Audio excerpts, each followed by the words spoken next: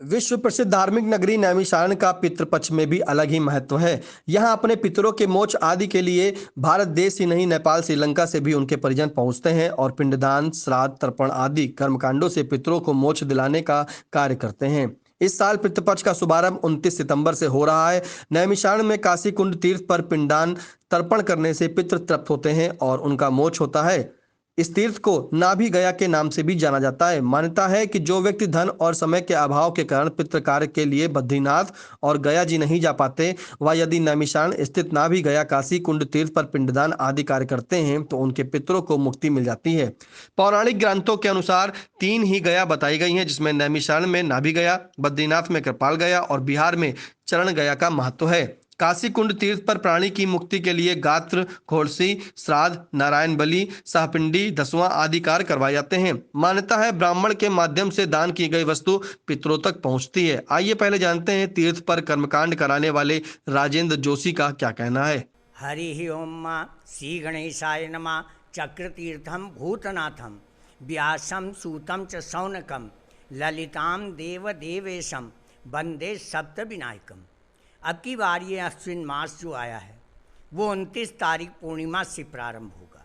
पितरों का श्राद्ध तर्पण पूर्णतया 15 दिन, क्योंकि मनुष्य को संध्योपासन के बाद तर्पण और जो है नित्य करना चाहिए, परंतु हमारी पुराणों ने कलयुग को देख करके 15 दिन के लिए तर्पण का केवल प्रादुर्भाव रखा, जिसमें 14 अक्टूबर को पितृ विसर्जन हो जाएगा।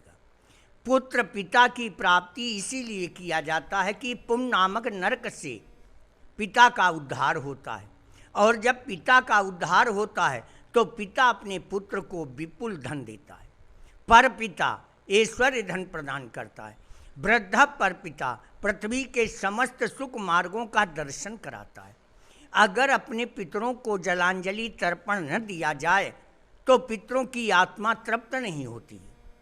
और सबसे प्रथम तो चरण गया बिहार में और नाभि गया नैमिषारण्य।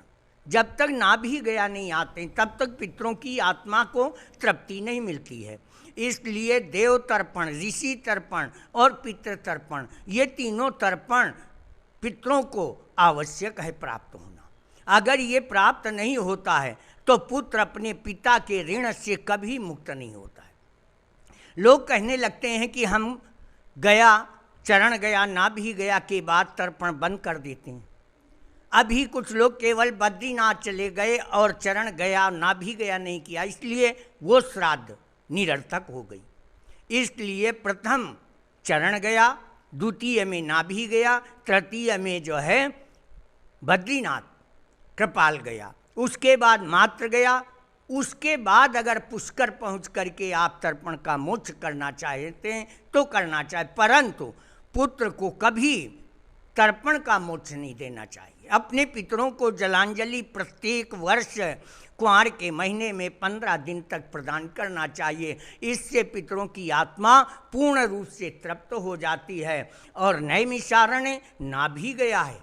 अभी कुछ लोग कह रहे थे कि चरण गया के बाद फिर कोई गया नहीं करना चाहिए। ये गया बिहार में लोग ऐसा कहना आरंभ किया है, परंतु जब तक तीनों गयाएं नहीं होती इसके बाद मात्र गया, मात्र गया के बाद पुष्कर जा कर के प्रणाम करना चाहिए। पितरों की श्राद्ध से भोजन उन्हें कराए, पिंडदान करें और जो है उनका श्राद्ध करें। अगर आपकी तीनों गयाएं हो गई हैं, अगर आप उसके पश्चात भी पिंडदान करना चाहते हैं तो आप तीर्थ श्राद्ध कीजिए। तीर्थ श्राद्ध करने से पिता को और जो है पितरों को पूर्ण फल प्रत्येक वर्ष प्राप्त हुआ करता है।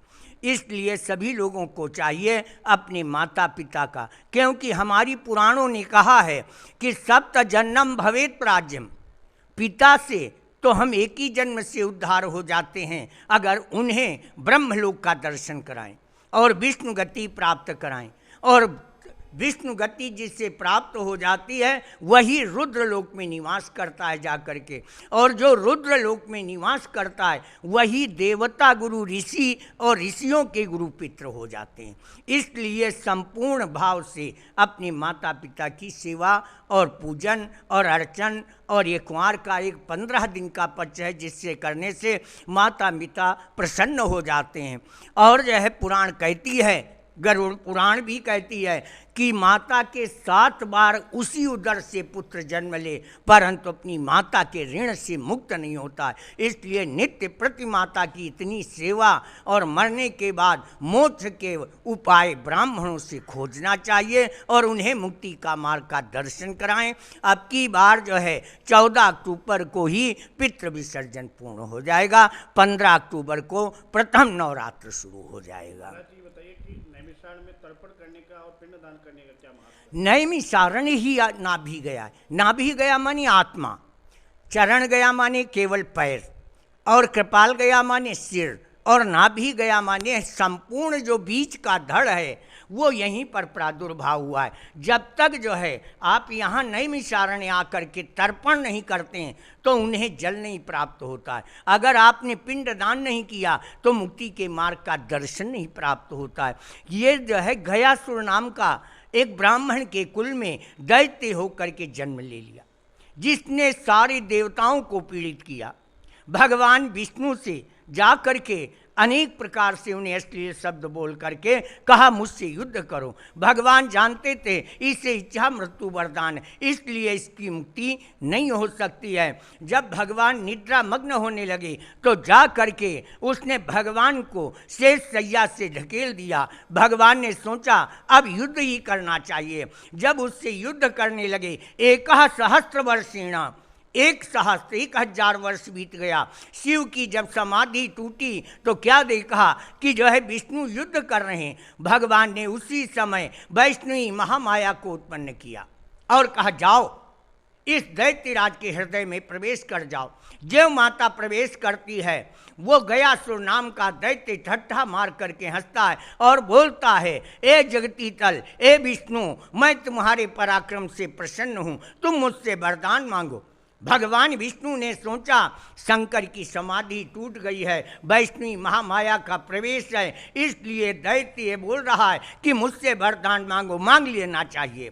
उसी समय भगवान विष्णु ने कहा अगर तुम मुझे वरदान देना चाहते हो तो यही वरदान दो कि तुम्हारी मृत्यु मेरे हाथों से हो।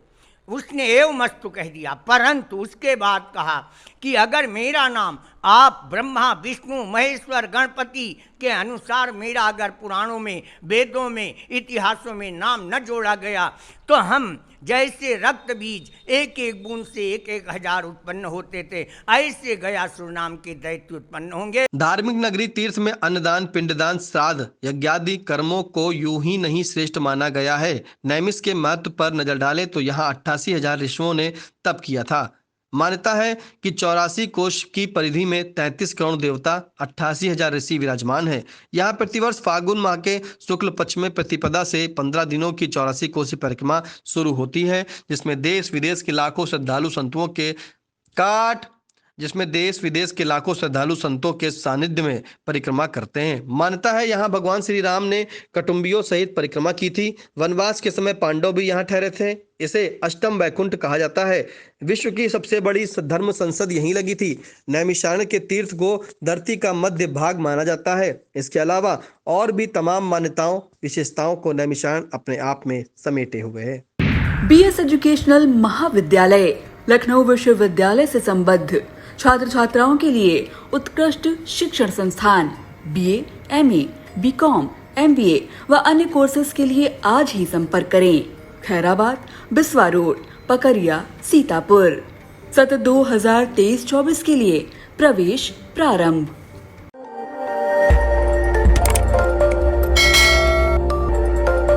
खबर आपकी, नजर हमारी। देखते रहिए आई इंडिया।